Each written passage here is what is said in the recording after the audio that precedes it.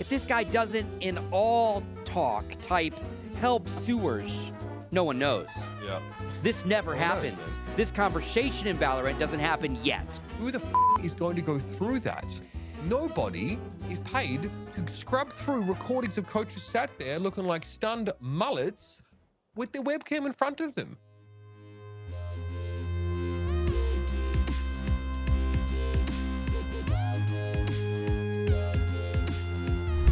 We moved online for a lot of broadcasts, right? And this creates like a lot of interesting scenarios and possibilities, because obviously Valorant is 5v5 tactical shooter game, very tactical, very strategic. Really, it's all about information. The guns are just secondary, and each of these teams have coaches, and obviously the game is very clear about what information you get as a player and what you don't get. And there was a lot of controversy recently because it has been ruled that coaches cannot communicate with players during matches. They can do it, I think, in a tack pause or at like halftime or in certain prescribed breaks. But they can't talk to them during the game. Recently, T1's coach was suspended by the org for a duration of time, as he was found guilty by Riot of communicating with his team during the process of a match, giving them some strategic information or direction. Right? It wasn't.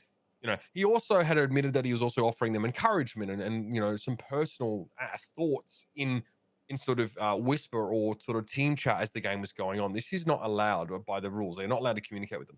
So this brings up a whole bunch of questions. The coaches can't communicate, but what stops them from, watching the stream? And there was a person sort of asking inside the Nerd Street Gamers Discord, which is the tournament organizer in North America that runs most Valorant tournaments, is saying, what's to stop coaches from watching the stream and relaying the information back about the opponent's setups? Because Valorant broadcasts use a lot of like bird's eye camera and stuff like that. And basically like they give information that neither of the team necessarily is going to be privy to. They were like, well, there's no rules against this. But very quickly, Scott, they've realized they've had to backtrack and go, hang on, we had to talk to Riot about this, but you guys cannot watch the streams. They realized this was a big vulnerability, and it's been discussed. Like, if there's a competitive advantage that is exploitable and legal, then, it's not going to take too much for teams to try and do that, Scott.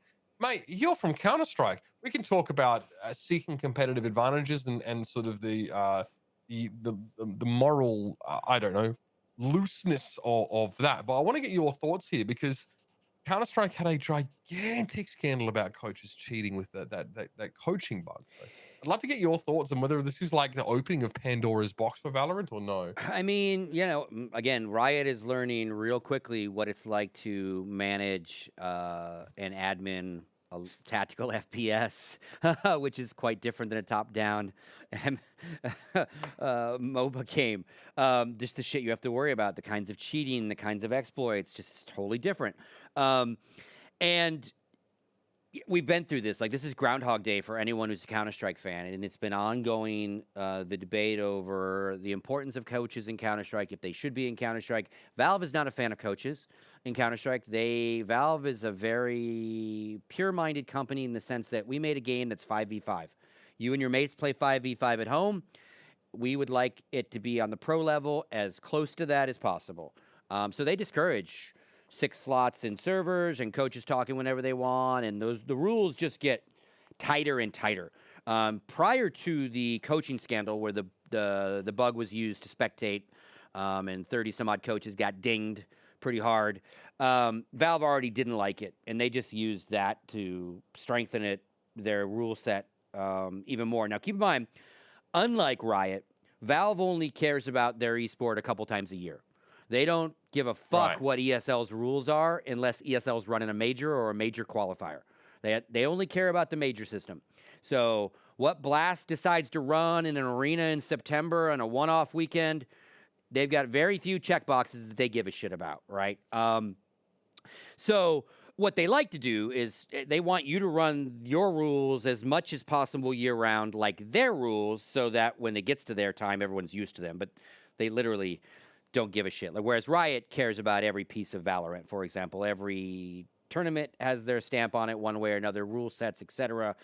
Casters are often determined by Riot to a third-party TO, all that kind of stuff, right? So this is just like, hey, enjoy this one, Riot. This is a fun ride, and enjoy what might have been a short-lived actual full-time career if you're a coach in Valorant, because it really depends on how Riot's. I don't know enough about League of Legends to know how strict they are, but I think they're fairly strict when it comes to coaching Yeah, I think in League. coaches can talk to them during the draft only. So nothing live. During the draft, Okay. I don't believe so. No. Okay. Um, I mean, the biggest how's the issue is work in how do you Overwatch? fucking, you can't not have a rule. Like if you just go, oh, fuck, anyone can watch the stream anytime they want. That's just chaos. Right. So- Well, yes. But again, this is another situation of Riot having rules that are like unenforceable. Yes. So one of the rules also was that coaches couldn't communicate with the players during the matches, and that's not really enforceable unless people get caught out, like the guy like accidentally typing in all chat as opposed to team chat. well, and this is Because where it gets. they're running these 250. Yeah. It's I mean, enforceable, they're but it's running not these enforceable. 256 team brackets. Yeah. Not we. That's not where that, it's not because enforceable. You don't have enough admins. Yeah. You don't have enough admins to sit in there and to police this.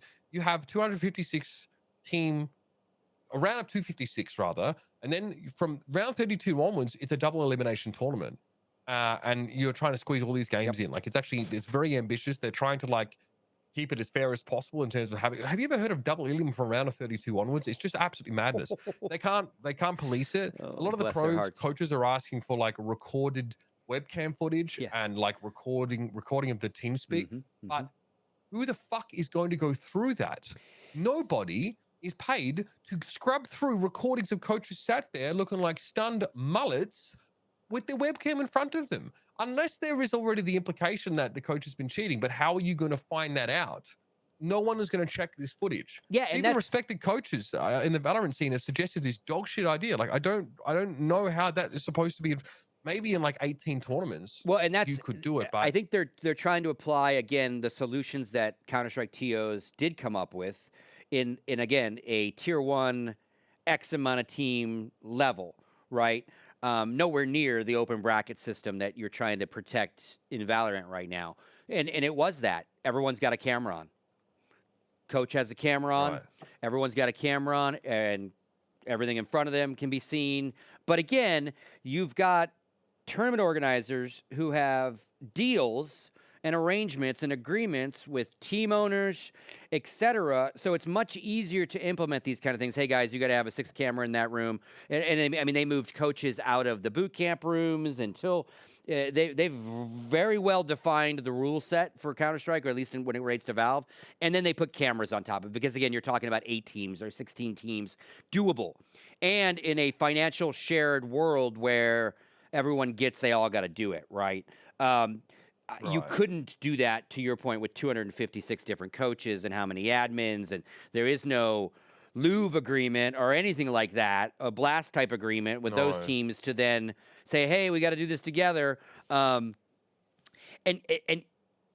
again, how do you delay it longer? Do you make the streams even longer on that delay?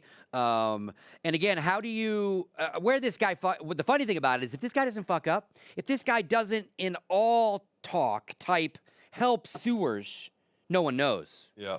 This never No one knows, happens. man. This conversation in Valorant doesn't happen yet, right? It's great it's happening because Valve's got to. I mean, Riot's got to figure it out because there are tactical advantages.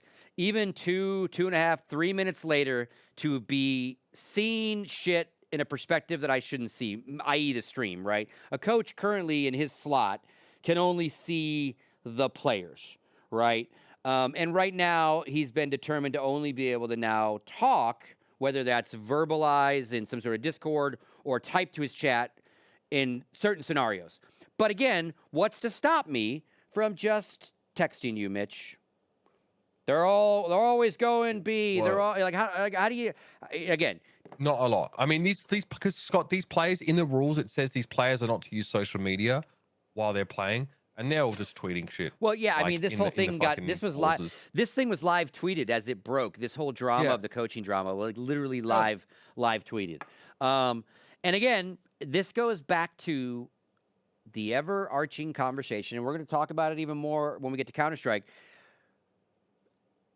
Make that rule book bulletproof. Take all the goddamn gray out of it. Obviously, there was a huge amount of gray in this rule book. If it wasn't already determined that I could watch a fucking stream. Now, you can certainly again, as we're talking about how you gonna enforce it, that is a big problem. But the fact you didn't have it in your fucking rules that we couldn't do it is mistake one. Put in the rules first, then you can enforce it somehow. But if you don't put in the rules, it's available. It's free to use, right?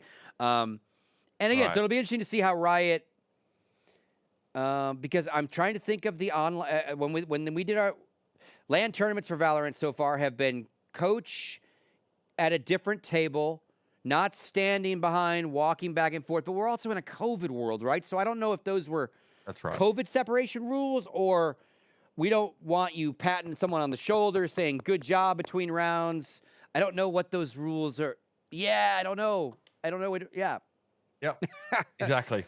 Right. It's not simple. And it's very complicated because of this being such an online world. Like the LCS can police this, really easily Yep. in an arena. Yep. Like it's just a non-issue.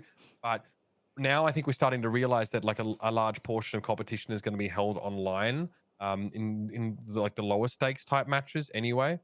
Like I don't really see the LCS maybe is a different story. But a lot of other esports leagues are going to have a huge online component to them. It's just going to be the way Yep. things go going Yep. forward because it's just cheaper, and people are realizing the dream of having every game played on LAN is just not really valid, and having teams with home venues is just not really valid. There's just a lot that cannot be done. That I think our visions are starting to get a bit more refined for what the future of this whole shebang should be. So yeah, Scott, I don't know. It's a mess. And I think in Valorant, we're going to have, more people go, well, hang on, what about this? What about this? What about this? And look, it will lead to a bit more of a fleshed out structure. But the fact of the matter is that a lot of these, for big tournaments, a lot of these rules are not enforceable. There's no incentive to follow the rules. As a result of that, there is more incentive to break them in order to gain a competitive advantage with the knowledge. If you know you won't get caught for doing something, like, sorry, I don't believe that like most humans are altruistic enough to just sort of toe the line. It is the fear of punishment, fear of retribution that tends to keep most of us in line. So Yep. we'll see what happens there.